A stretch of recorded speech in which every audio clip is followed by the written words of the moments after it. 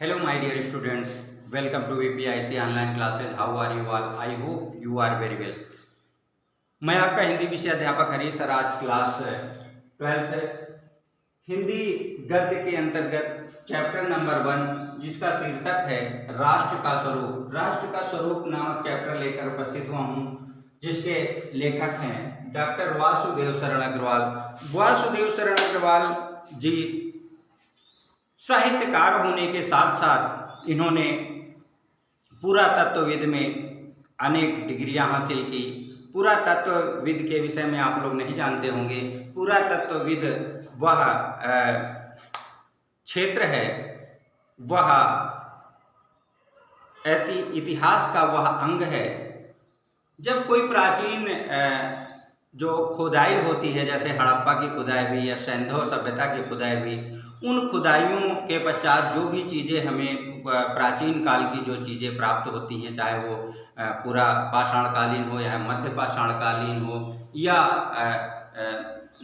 नवीन हो, जो भी वस्तुएं होती हैं, उनका जब किसी लैब में या कहीं पर भी उनका आकलन किया जाता है कि कितनी पुरानी है, या आप लोग जानते होंगे कि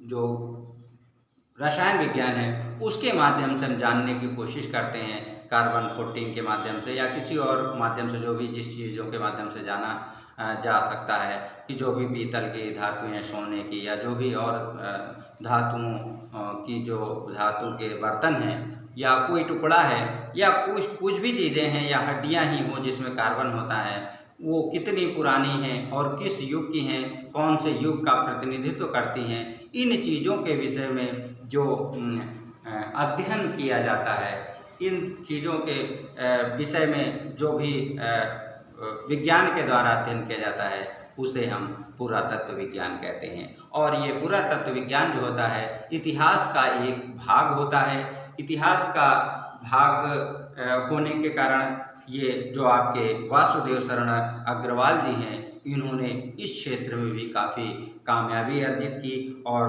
उसके साथ साथ इन्होंने हिंदी साहित्य में इनका काफ़ी कुछ योगदान रहा। हिंदी साहित्य में इन्होंने बहुत अपने राष्ट्र के प्रति बहुत अच्छी अच्छी चीज़ों का वर्णन किया है कि राष्ट्र कैसे बनता है, राष्ट्र के अंग कौन कौन से होते हैं।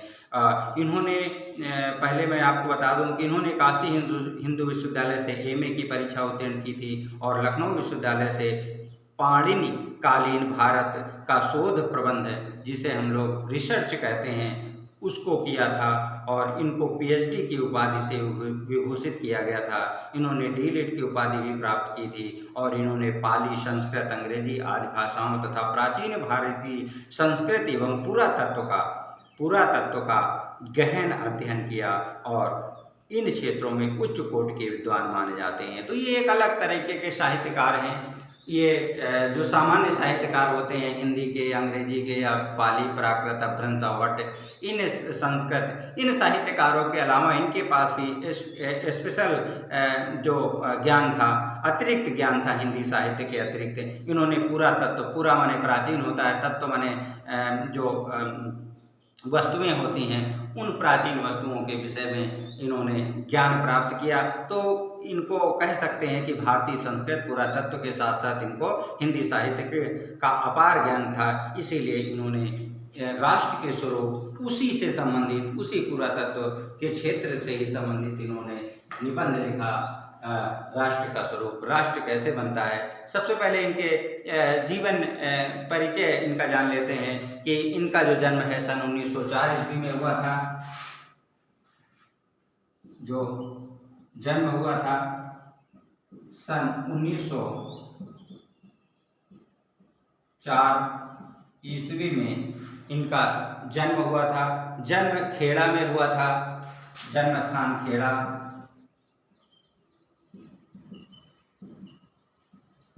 खेड़ा स्थान है, मेरठ में है।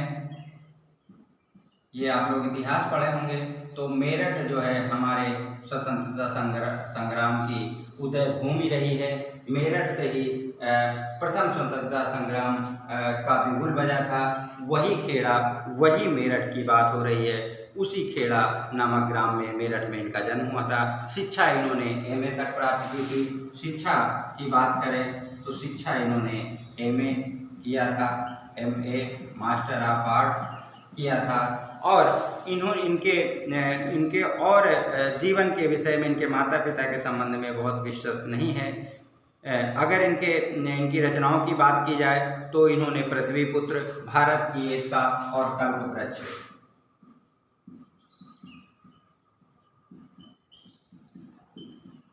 भारत की एकता,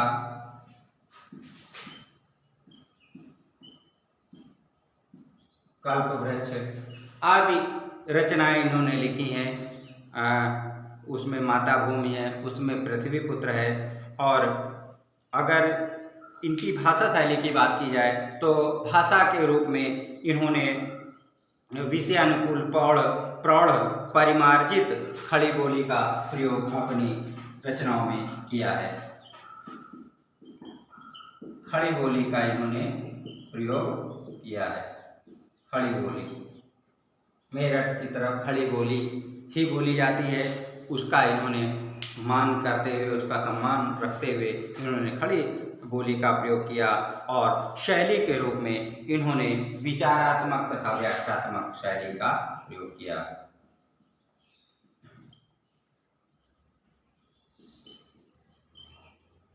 विचारात्मक और व्याख्यात्मक,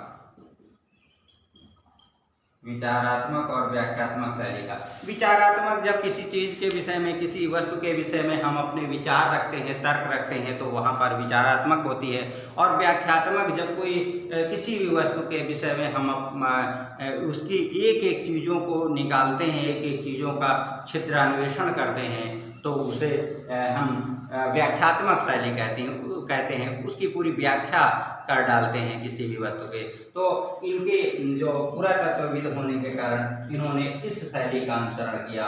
और ऐसे जो साहित्यकार या इतिहासकार या पुरातत्वविद होते हैं, सामान्यतः उनकी जो शैली होती है वह विचारात्मक तथा व्याख्यात्मक ही होती है।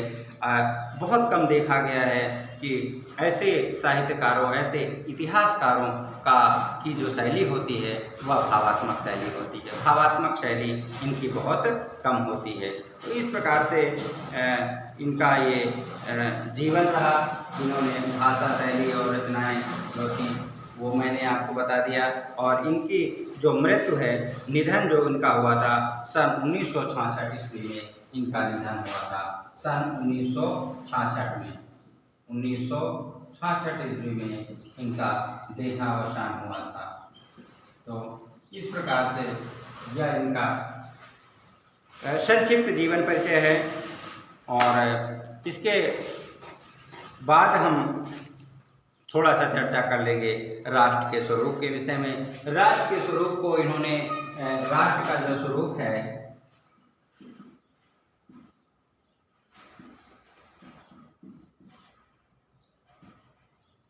उसका निर्माण इन्होंने बताया कि 3 तत्वों के आधार पर राष्ट्र का स्वरूप निर्मित होता है। पहला है भूमि, भूमि या फिर पृथ्वी, फिर जन अर्थात रहने वाले लोग, फिर संस्कृति। तीन चीजों को इन्होंने मिला करके इसको तैयार किया है। क्या तैयार किया है? राष्ट्र का स्वरूप। राष्ट्र का स्वरूप इन्होंने जन मीन्स होता है लोग, जन मीन्स होता है लोग। तो सबसे पहले भूमि, उन्होंने कहा है कि भूमि का निर्माण देवों ने किया है। यह अनंत काल से चली आ रही। कब से चली आ रही? अनंत काल, जिसका कोई अंत नहीं है। कितने वर्षों, कितने हजारों लाखों वर्षों से ये भूमि जो है उसका सूत्रपात हुआ, उसका उदय हुआ। भौतिक रूप, सौंदर्य और समृद्धि के प्रति सचेत होना हमारा आवश्यक कर्तव्य है, क्योंकि भूमि पर बसने वाला जन और जन की संस्कृति, इन तीनों से सम्मिलन से ही राष्ट्र के स्वरूप का विकास होता है। उन्होंने कहा है कि धरती माता की कोख में जो अमूल्य निधियाँ भरी हुई हैं, जिसके कारण हम उसे वसुंधरा कहते हैं। इससे कौन परिचित ना होना चाहेगा। लाखों करोड़ों वर्षों से अनेक प्रकार की धातुओं को पृथ्वी के गर्भ में पोषण मिला है। दिन रात बहने वाली नदियों ने पहाड़ों को पीस पीस कर अगणित प्रकार से मिट्टियों से पृथ्वी की देह को क्या किया है, सजाया है। तो हमारे जो भावी आर्थिक अभ्युदय के लिए इन सबकी जांच पड़ताल अत्यंत आवश्यक है। पृथ्वी की गोद में जन्म लेने वाले जड़ पत्थर कुशल शिल्पियों से संवारे जाने पर अत्यंत सौंदर्य के प्रतीक बन जाते हैं। नाना भांत के अनगढ़ नग विंध्य की नदियों के प्रवाह से सूर्य की धूप से चिलकते रहते हैं, जिनको जब चतुर कारीगर पहलदार कटाव पर लाते हैं तब उनके प्रत्येक घाट से एक नई शोभा और सुंदरता फूट पड़ती है। तो कहने का मतलब है, किसी राष्ट्र के विकास के लिए, किसी राष्ट्र के अभ्युदय के लिए, उदय होने के लिए सबसे पहले हमें भूमि की आवश्यकता पड़ती है। अगर पृथ्वी नहीं है तो हम राष्ट्र के स्वरूप की कल्पना नहीं कर सकते। ऐसा वासुदेव शरण अग्रवाल जी का मानना है और हम सबका भी मानना है। अगर ये पृथ्वी ना होती तो हम ना होते। तो सबसे पहले पृथ्वी का होना आवश्यक है। जैसे बुनियादी आवश्यकताओं में जैसे खाना, कपड़ा और मकान आता है। पहले जीवित रहने के लिए भोजन चाहिए, उसके बाद तन ढकने के लिए कपड़ा चाहिए, उसके बाद रहने के लिए मकान चाहिए। उसी प्रकार से यहाँ भी बताया गया है कि सबसे पहले पृथ्वी का होना जरूरी है। पृथ्वी का निर्माण होता है तो वहाँ पर दूसरी आवश्यकता लोगों का होना आवश्यक है। अगर पृथ्वी ही है तो लोग नहीं हैं तो उसे राष्ट्र नहीं कहा जा सकता। तो सबसे पहली जो शर्त है वह भूमि का होना जरूरी है। अगर जन ही होंगे, भूमि नहीं होगी तो कोई मतलब नहीं है, कहाँ रहेंगे, कुछ मतलब नहीं है। जब भूमि होगी तभी लोग उस पर निवास करेंगे। तो भूमि का सबसे पहले होना जरूरी है, उसके बाद उस पर लोगों का होना जरूरी है। कहा गया है कि मातृभूमि पर निवास करने वाले मनुष्य राष्ट्र का दूसरा अंग है।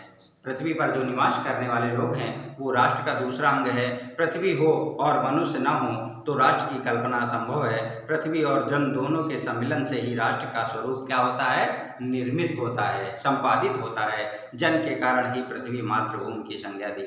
अगर लोग ना होते तो हम इस पृथ्वी को मातृभूमि कैसे कहते, क्यों कहते? जब लोग ही नहीं हैं, यहाँ जन्म लेने वाले ही लोग नहीं हैं, तो इस पृथ्वी को मातृभूमि की जो संज्ञा मिली है वो लोगों के द्वारा ही मिली है। लोगों ने यहाँ जन्म लिया, इसीलिए इस पृथ्वी को क्या कहते हैं, मातृभूमि कहा गया है। पृथ्वी माता है और जो लोग हैं वे सच्चे अर्थों में इस पृथ्वी के पुत्र हैं। माता भूमि पुत्रो अहम पृथिव्या, ऐसा संस्कृत में कहा गया है कि माता भूमि मेरी माता है और मैं उसका पुत्र हूँ। तो इस प्रकार से लोगों का भी होना जरूरी है। और तीसरा, माता सब, जिस प्रकार से माता अपने सभी समान पुत्रों को समान भाव से चाहती है, उसी प्रकार से ये पृथ्वी भी है, वो सभी लोगों को, कितने भी भले बुरे हों, कितने भी अच्छे हों या कितने भी बुरे हों, खराब लोग हों, दुष्ट लोग हों, चोर डकैत हों या बहुत गंभीर या बहुत ही आदर्शवादी पुरुष हो,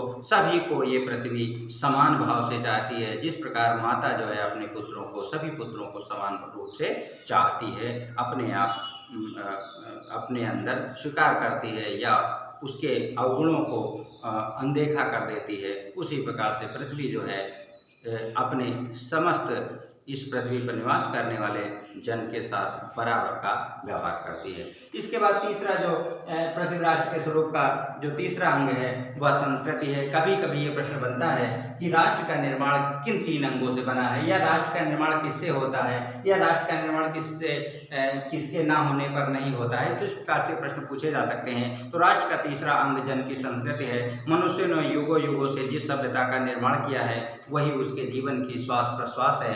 बिना संस्कृति के जन की कल्पना का बंध मात्र है। बिना संस्कृति के जन की कल्पना, अगर संस्कृति नहीं है तो लोगों की जो कल्पना है वह बेकार है, और जीवन के विटप का जो पुष्प है वह संस्कृति है।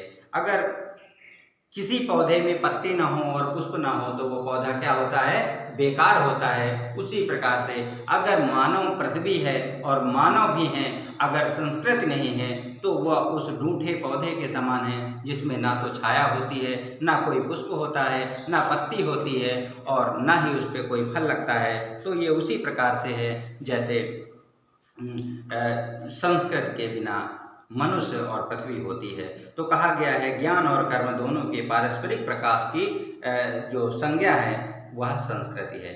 ज्ञान के साथ कर्म जुड़ता है, कर्म के साथ ज्ञान जुड़ता है और दोनों का परस्पर सम्मिलन होता है। दोनों के सम्मिलन से ही संस्कृति का निर्माण होता है। संस्कृत क्या चीज़ है? हमारा खान पान, हमारा रहन सहन, हमारी भाषा, हमारी मान्यता, हमारी जो विचारधाराएँ होती हैं, जो पहनावा होता है, वो सब हमारी संस्कृत के अंतर्गत आता है। और आप लोग जानते हैं कि संस्कृत जो है धीरे धीरे चेंज होती जा रही है, बदलती जा रही है। पहले हम लोगों के यहाँ बैठकर पालथी मार करके खाने का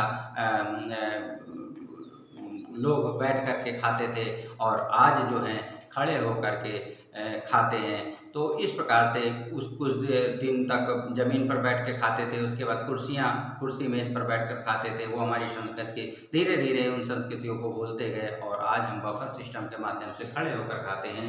तो ये जो हमारी मान्यताएं हैं, जो हमारे प्राचीन काल में हम जिस देवी देवता को मानते थे, आज बहुत ही अलग तरीके के देवी देवता आ गए हैं, या फिर उन देवी देवताओं की पूजा अर्चना अच्छे से ना करके हम रास्ते में जाते हैं और हाथ जोड़ लेते हैं, गाड़ी पे चढ़े हैं और ऐसे कर लेते हैं। तो ये हमारी संस्कृति, बदलती हुई संस्कृति है, ये हमारी बदलती हुई परंपराएं हैं। ये जाकर के कहाँ रुकेंगी, इस वैज्ञानिक युग में कहाँ पहुँचेंगी, ये हमें भी नहीं मालूम। ये 10 साल, 20 साल, 50 साल बाद हमारी जो संस्कृति होगी वो अलग तरीके की होगी। हमारी संस्कृति में ये है कि जो हमारे लिए अच्छा होता है, जो लोगों के लिए सुविधाजनक होता है, उसे हम स्वीकार कर लेते हैं और हमारे लिए जो कठिन होता है, जो हमारे लिए बहुत ही दुखदायी होता है, उसे हम छोड़ देते हैं। तो कहा गया है कि जहाँ अतीत वर्तमान के लिए भार नहीं है, जहाँ भूत वर्तमान का जकड़ नहीं रखना चाहता है, हमारे लिए वरदान से पुष्ट करके उसे आगे बढ़ाना चाहता है, वह राष्ट्र का हम स्वागत करते हैं। कौन से राष्ट्र का? लेखक क्या कहता है कि हम कौन से राष्ट्र का स्वागत करते हैं? कि वृद्ध व्यक्ति जो होता है, जो पुरानी संस्कृतियां हैं, उनका हम विरोध नहीं करते, उनको भी साथ रखते हैं, नई संस्कृतियों को भी ऑब्जर्व करते हैं और उस बीच में हम खड़े होते हैं, दोनों संस्कृतियों का स्वागत करते हैं और दोनों संस्कृतियों को स्वागत करते करते पुरानी संस्कृतियों को भार स्वरूप नहीं समझते। नई संस्कृतियां जो है, नई जो विचारधाराएं हैं, उनको इग्नोर नहीं करते हैं, उनको नेग्लेक्ट नहीं करते हैं। दोनों संस्कृतियों को लेकर चलने वाला ही राष्ट्र क्या होता है? स्वागत करने योग्य होता है। वही राष्ट्र, पुष्ट राष्ट्र का हम स्वागत करते हैं, ऐसा लेखक कहता है। तो मेरे प्यारे बच्चों, आप लोग इस चैप्टर को गंभीरता के साथ पढ़ना और बहुत ही सुंदर ये जो विचार है इसमें समाहित हैं, राष्ट्र के स्वरूप में समाहित हैं। अगर इसको आप लोगों ने पढ़ लिया तो अपनी संस्कृति, अपनी भाषा, अपने देश, अपनी मातृभूमि, अपने जो पृथ्वी है उसके प्रति आपका लगाव हो जाएगा। आपका उसके प्रति जो अवदान है, जो विशेषताएं हैं, जो हमें इस प्रकृति के माध्यम से मिली हैं, उनके विषय में अच्छी सी जानकारी हो जाएगी। तो मैं चाहता हूं कि आप लोग इस वीडियो के बाद आप अपने इस चैप्टर को कम से कम 2 से 3 बार ज़रूर पढ़ें, फिर उसके बाद अपने अनुभव आप ग्रुप में शेयर करें। तो अगले वीडियो में हम एक नए चैप्टर के साथ फिर से आपके समक्ष उपस्थित होंगे, लेकिन तब तक के लिए थैंक यू वेरी मच।